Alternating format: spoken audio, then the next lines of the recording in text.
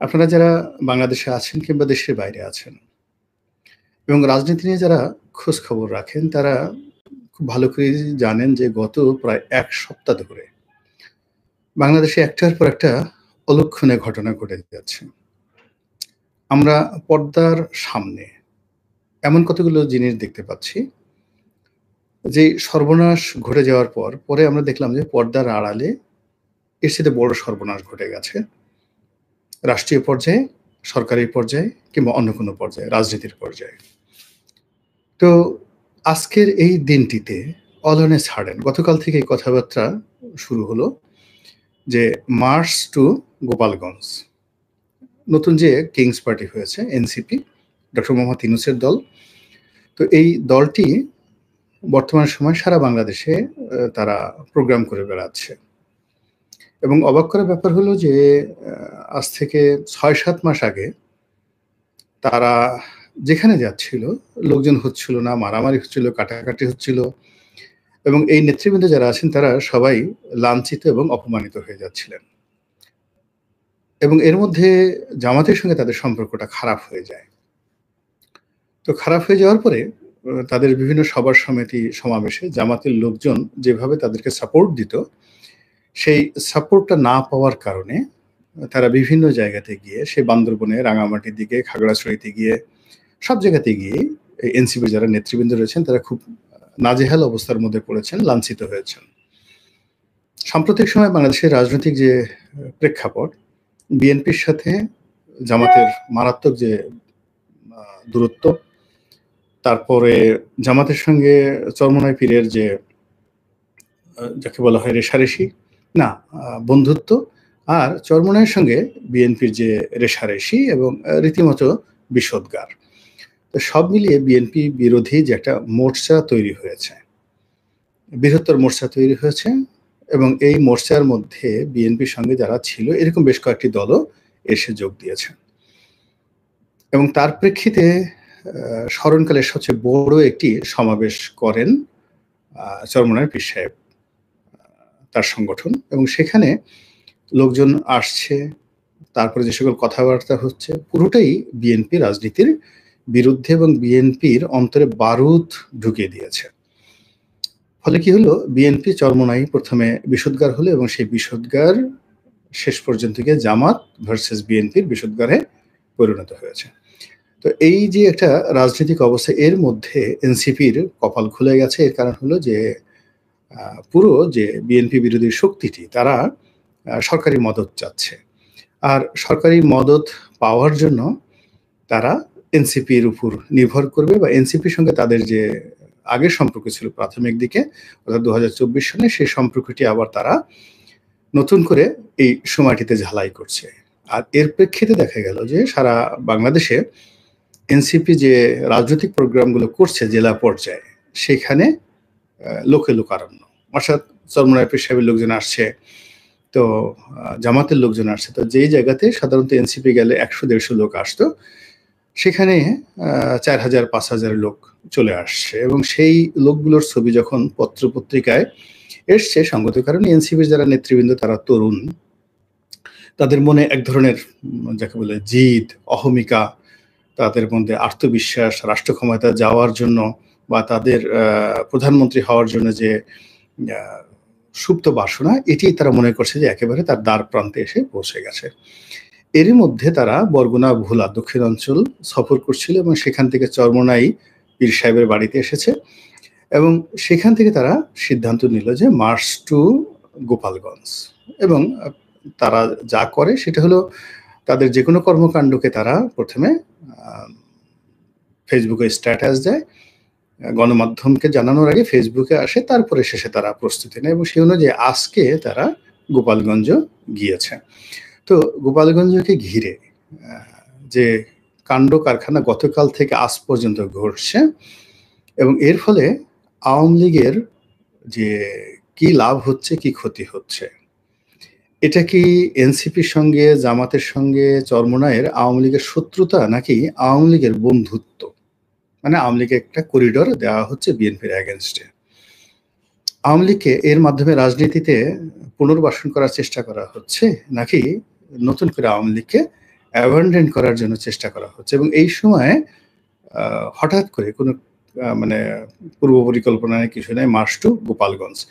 এই জিনিসগুলো যেভাবে হচ্ছে এবং একই সঙ্গে এখানে টুঙ্গিপাড়ার বঙ্গবন্ধুর মাজার ভাঙা, জিয়ার মাজার ভাঙা, এই গুজবগুলো কিন্তু অনেকদিন যাবৎ, গত ১-১.৫ সপ্তাহ যাবৎ সোশ্যাল মিডিয়াতে চলে আসছে। যখন তারা মার্চ টু গোপালগঞ্জ ডিক্লেয়ার করেনি, ইট মিনস তারা যে সকল কথাবার্তা বলছে, এই সকল কথাবার্তার সঙ্গে বাংলাদেশের গোয়েন্দা বাহিনীর একটা নিদারুণ যোগাযোগ আছে এবং গোয়েন্দাদের যে সমস্ত লোকজন মিডিয়াতে এসে কথা বলে, তারা কিন্তু ওই গত ১ সপ্তাহ ধরেই বঙ্গবন্ধুর মাজার ভাঙা হবে, জিয়াউর রহমানের মাজার ভাঙা হবে, এই ধরনের কথাবার্তা বলছে। আমার আসলে খুব আজব লেগেছে। কিন্তু মার্চ টু গোপালগঞ্জ দেখার পরে এবং আজকে সকাল থেকে এই যখন আমি লাইভে বসছি, এই মুহূর্ত পর্যন্ত যা কিছু ঘটছে, এটা সমস্ত বাংলাদেশের রাজনীতির হিসাবপত্রকে উলটপালট করে দিয়েছে এবং এটা আগামী দিনে রাজনীতির যে কত বড় অশনির সংকেত, সেই বিষয় নিয়ে বিস্তারিত আলোচনা করব। তার আগে একটু দেখি যে এই অনুষ্ঠানে লাইভে কারা কি মন্তব্য করছেন এবং কতজন আছেন। সম্মানিত দর্শক,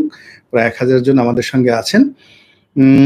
এনসিপি লোকজন বলছে এনসিপি জিন্দাবাদ, জয় বাংলা, জয় বঙ্গবন্ধু, চোরখোট্টা যাক। তারপরে আরো যারা আছেন, এনসিপির অনেকে আছেন। হাসিনা একজনের ভালোবাসা, শেখ হাসিনাকে আপনার শুধু ক্ষতি করেছে, একদিনের জন্য ভালোবাসা স্নেহ আদর দেয়নি। আচ্ছা, শেখ হাসিনা প্রসঙ্গে এখানে আসছেন কেন? আমি তো উল্টো শেখ হাসিনাকে জিজ্ঞাসা করেন যে গোলাম মোল্লা রনি খালি কি আওয়ামী লীগের নমিনেশন নিছে, এছাড়া আওয়ামী লীগের ১ কাপ চা খেয়েছে? এটা শেখ হাসিনাকে জিজ্ঞাসা করেন। ২ নম্বর হলো সে ৩,০০০ ৩,৫০০ সংসদ সদস্যকে বিভিন্ন সময় মনোনয়ন দিয়েছে ১৯৮৬ থেকে ২৪ পর্যন্ত। তার মধ্যে দ্বিতীয় কোনো ব্যক্তি গোলাম মোল্লা রনি হতে পেরেছে কিনা আওয়ামী লীগের? জিজ্ঞেস করেন তাকে। আর শেখ হাসিনাকে জিজ্ঞাসা করেন, আওয়ামী লীগকে জিজ্ঞেস করেন যে আমি এমপি হওয়ার আগে আমি কত টাকার মালিক ছিলাম আর এখন কয় টাকার মালিক আছি, দরিদ্র হয়ে গেছি, এই যে আমার ব্যবসা বাণিজ্য সবকিছু যে আওয়ামী লীগ ধ্বংস করে দিল, আমার অপরাধটা কি ছিল? আমি কি চুরি করেছি সালমানের মতো, ডাকাতি করেছি? কি সমস্ত কথাবার্তা বলেন, এই জিনিসগুলো আছে। আর এই বিপদের সময় যে এই যে এখানে বসে শেখ হাসিনার নাম নিচ্ছি, গোপালগঞ্জের নাম নিচ্ছি, এগুলো তো বাংলাদেশে আওয়ামী লীগের কোনো একটা লোককে আপনি বলেন তো, ওবায়দুল কাদেরকে বাংলাদেশে এসে, শেখ হাসিনাকে বলেন বাংলাদেশে এসে এখানে বসে কথা বলার জন্য। সবসময় লিখি এই যে মিস্টার ইব্রাহিমকে একটু দয়া করে নিজের প্রতি রহম করুন এবং বোঝার চেষ্টা করুন বাংলাদেশ কোন দিকে যাচ্ছে। এনসিপি জিন্দাবাদ। আসসালামু আলাইকুম। আসসালামু আলাইকুম প্রিয় রনি। দেশের অবস্থা অনেক খারাপ, মানুষ বলে শুধু আগেই ভালো ছিল, আমার মনে হয় শেখ হাসিনা আবারও ক্ষমতায় আসবে। তারপর সাইফুল্লাহ, গোপালগঞ্জে এখন যদি ডেভিল হান্ট পরিচালনা করা হয় অথবা আওয়ামী লীগের লোকজনকে আটকের জন্য অভিযান পরিচালনা করা হয়, সেক্ষেত্রে আওয়ামী লীগের ক্ষতি হবে বলে আমার ধারণা। ঘটনাটা তা না, এটা উল্টো হয়ে যাবে সাইফুল্লাহ। ডেভিল হান্ট ওখানে হবে না, এখানে অনেক খেলাধুলা হচ্ছে পর্দার আড়ালে, এখানে আওয়ামী লীগের উপকার হবে, যেখানে যা কিছু হচ্ছে এখন। যেটা হোক, এটা বলছি এনসিপি জিন্দাবাদ। তারপরে পুলিশের বিচার হওয়া, লিগাররা আজকে গোপালগঞ্জ পুলিশের গাড়িতে আগুন দিয়ে আলহামদুলিল্লাহ বলতেছে। এনসিপি জিন্দাবাদ, ইনকিলাব জিন্দাবাদ।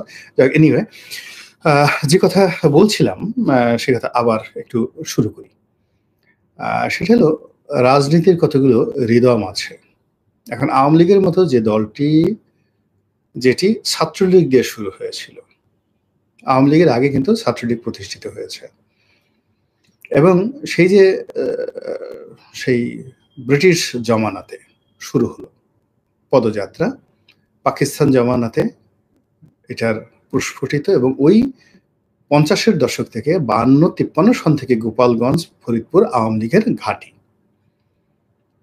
ফলে ওই অঞ্চলের মাটির সঙ্গে মানুষের হৃদয়, মন, মস্তিষ্কের সঙ্গে আওয়ামী লীগ যেভাবে মিশে গেছে, এটি পৃথক করা সম্ভব নয়। এটার যে পলিটিক্যাল ফিলসফি রয়েছে, এটার যে পলিটিক্যাল সূত্র রয়েছে, এটা এই তরুণ প্রজন্মের যারা আছেন তারা যেভাবে বোঝার চেষ্টা করছেন না, অনুধাবন করার চেষ্টা করছেন না এবং একইভাবে চিন্তা করুন যে ওদেরকে যারা বুদ্ধি দিচ্ছেন, ওদেরকে যারা টাকা দিচ্ছেন, তারাও এই বিষয়টা বুঝতেছেন না।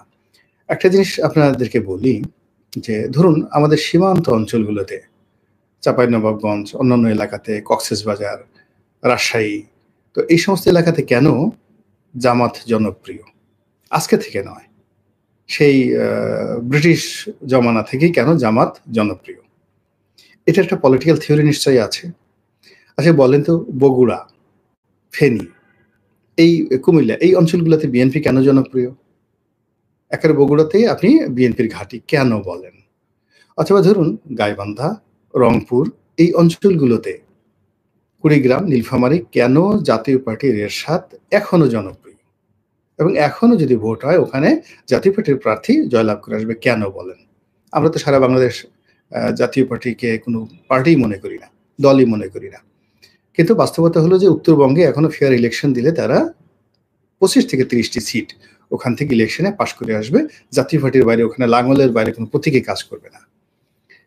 তদ্রূপ বৃহত্তর ফরিদপুর মানে গোপালগঞ্জ, ফরিদপুর, রাজবাড়ী, তারপরে শরীয়তপুর, মাদারীপুর। এখান থেকে এগিয়ে যান বরিশালের মধ্যে অর্ধেকটা বরিশাল, পটুয়াখালীর অর্ধেক, বরগুনার অর্ধেক, মানে এই দক্ষিণাঞ্চলের জেলাগুলো অর্ধেক বিএনপির আর অর্ধেক হলো আওয়ামী লীগ। কিছু কিছু আওয়ামী লীগ আমাদের বরিশাল বিভাগে আছে এলাকাতে, যেখানে টুঙ্গিপাড়ার চাইতে বা গোপালগঞ্জের চাইতেও সেখানে আওয়ামী লীগ বেশি জনপ্রিয়। যেমন আমার যে নির্বাচনী এলাকা গলাচিপ এবং দশমিনা, এটা এখানে আপনি কল্পনা করতে পারবেন না এখানে আওয়ামী লীগ কি পরিমাণ জনপ্রিয় এরকম রয়েছে। এই কারণটা কি? কারণটা হলো রাজনীতির একটা সূত্র রয়েছে। সেই সূত্রটা হলো এটা বংশ থেকে বংশ পরম্পরায় এটা যাকে বলা হয় ভাইরাসের মতো ছড়াতে থাকে। বাপ যে রাজনীতি করে ছেলে সেই রাজনীতি করে। এটাই আমাদের দেশ নয়, সারা দুনিয়াতে হাজার বছরের ইতিহাস। আবার ধরুন আঞ্চলিকতা ভেদে, অর্থাৎ নেতা যে এলাকার সে এলাকার লোকজন তাকে সাপোর্ট করে। এমনকি আপনি ধরেন এলাকাতে যে চেয়ারম্যান ইলেকশন হয়, উপজেলা ইলেকশন বা এমপি ইলেকশন হয়, সেখানেও একটা আঞ্চলিকতা কাজ করে। দুটো থানা আছে, একটা থানাতে ধরেন ৫০,০০০ ভোট আর একটা থানাতে ১.৫ লাখ ভোট। তো এমপি ইলেকশন যদি করতে হয় তো ওই ১.৫ লাখ ভোট যে এলাকাতে ওই এলাকার প্রার্থী হতে হবে। যে দল ওই এলাকার প্রার্থী দেবে তারাই জয়লাভ করবে। কিন্তু দেখা গেল আপনি খুব যোগ্যতম একটা প্রার্থী দিলেন, কিন্তু তার বাড়ি অন্য থানায় যেখানে ৫০,০০০ ভোট। সেই প্রার্থী কোনোদিন বাংলাদেশে পাস করবে না। এটা হলো আমাদের দেশের রাজনীতির একটা নর্মস এবং কালচার। তো সেই দিক থেকে এই যে গোপালগঞ্জ, এটা একেবারে আওয়ামী লীগ যতদিন আছে, বঙ্গবন্ধু যতদিন এই নামটা থাকবে বাংলাদেশে, ততদিন পর্যন্ত এই গোপালগঞ্জ, বৃহত্তর ফরিদপুর এটা আওয়ামী লীগের একটা ভোট ব্যাংক। এই গেল এক। ২ নম্বর হলো যে এনসিপি যে এখানে যে গেলেন বা যারা এইখানে অনুষ্ঠান করতে গেলেন, এটা তাদের ঠিক হয়েছে কিনা? আমি বলব যে এটা কোনো অবস্থাতেই তাদের ঠিক হয়নি। এটা তাদের একটা রং সিদ্ধান্ত। তারা বয়সের তরুণ, রাজনীতির এই খেলাধুলাগুলো তারা বোঝেন না এবং তারা এখনো পর্যন্ত আওয়ামী লীগ, বিএনপি, জামাতের মতো কম্পোজিট যোগ্যতা অর্জন করেনি। মানে যেমন বিএনপিতে বুদ্ধি দেওয়ার জন্য বিএনপির ভিতরে লোক আছে, তাদেরকে কোনো ইউটিউবারের বুদ্ধি দরকার হয় না। আবার বিএনপিকে ফাইন্যান্স করার জন্য বিএনপি করে এরকম লোকই আছে, টাকা পয়সা দেওয়ার মতো আওয়ামী লীগেরও আছে, জামাতেরও আছে। তাহলে টাকা আছে, নিজেদের বুদ্ধি আছে, আর নিজেদের সাংগঠনিক ক্ষমতা রয়েছে। তো সেই দিক থেকে আপনি চিন্তা করেন এনসিপির যে ফান্ডামেন্টাল পাওয়ার কি? তাদের তো কোনো ফান্ডামেন্টাল পাওয়ার নেই।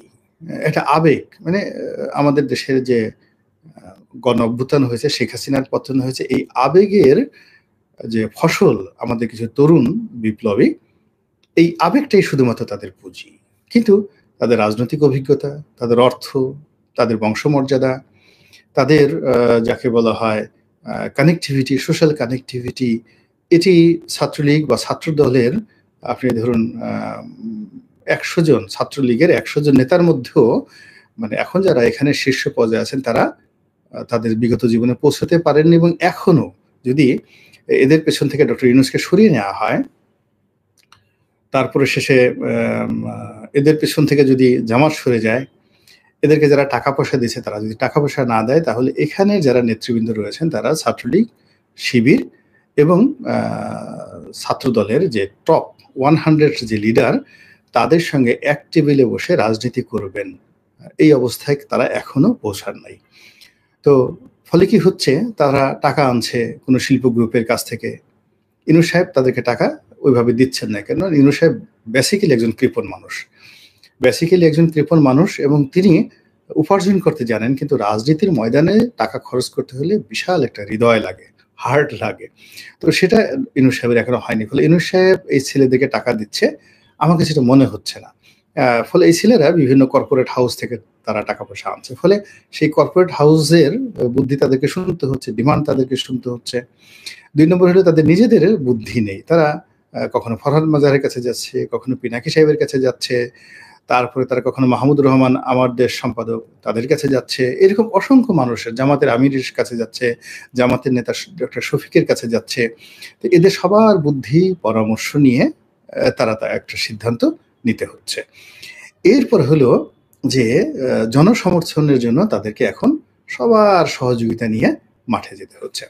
তো সেই ক্ষেত্রে এই শক্তি, যেখানে আবেগ এবং মানে তাদের পুরো যে শক্তির যে সূচকগুলো আছে যেগুলো বাইরে থেকে আসছে, এইগুলো নিয়ে সামনে এগোনোর জন্য তাদের সবচেয়ে নিরাপদ জায়গা ছিল ঢাকা শহর এবং অন্যান্য যে সকল মেট্রোপলিটন সিটিগুলো রয়েছে, যেমন গাজীপুর, নারায়ণগঞ্জ, রাজশাহী, সিলেট, এই জায়গাগুলোতে যেখানে আধুনিক লোকগুলো বসবাস করে, শিক্ষিত লোকগুলো বসবাস করে এবং যেটাকে ফ্লোটিং ভোট বলা হয়, ভ্রাম্যমান ভোট বলা হয়, সেই ভ্রাম্যমান ভোট সবচেয়ে বেশি এই সমস্ত এলাকাতে। তো কাজেই এই সমস্ত এলাকাতে যদি এই যুবকেরা তাদের যে শ্রম মেধা বেশি বিনিয়োগ করতেন, তাহলে তাদের সফলতাটা বেশি আসতো। কিন্তু এখন তারা যদি বগুড়াতে যেতে চায় এবং বগুড়াতে গিয়ে যদি বিএনপিকে চ্যালেঞ্জ জানাতে চায়, তাহলে তাদের যে জিনিসটা হবে সেটা হলো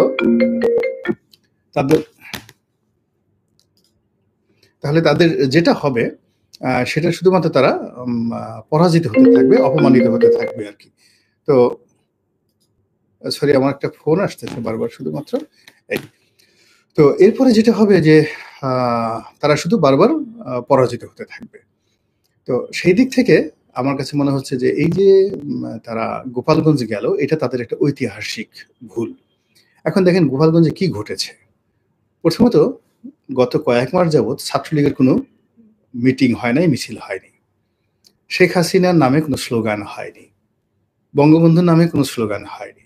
কিন্তু গত ২ দিন ধরে পুরো গোপালগঞ্জের প্রত্যন্ত অঞ্চলে, গ্রামে গঞ্জে হাজার হাজার মানুষ রাস্তায় নেমে আসছে। তারা রাস্তা ব্লক করছে, গাছ কেটে কেটে তারা রাস্তায় ফেলে দিচ্ছে। এই যে রাজনৈতিক উদ্দীপনা, এই উদ্দীপনাটা দেখবেন কালকে ফরিদপুরে চলে যাবে, পরশুদিন ভেদরগঞ্জে চলে যাবে, আলফাডাঙ্গাতে চলে যাবে, শরীয়তপুরে চলে যাবে, মাদারীপুরে চলে যাবে, বাগেরহাট চলে যাবে, খুলনা সদরে চলে যাবে। এগুলো ভাইরাসের মতো। এই সাহস কিন্তু, ভয় যেমন খুব ভাইরাসের মতো, সাহসটাও কিন্তু খুব ভাইরাসের মতো একটার পর একটা ঘটতে থাকে। তো এই যে অবস্থা, সেই অবস্থা শুরু হয়ে এলো এই গোপালগঞ্জ দিয়ে, যেটা দরকার ছিল না। এরপর হলো এখানে যারা আছে তারা এখন পুলিশকে খুব ভয় পাচ্ছিল। এর কারণে গোপালগঞ্জে যাদেরকে এই রেজিম চেঞ্জ হওয়ার পরে নিয়োগ দেওয়া হয়েছে, এরা বেশিরভাগই বিএনপির লোক এবং জামাতের লোক, পুলিশের যারা কর্মকর্তা আছেন।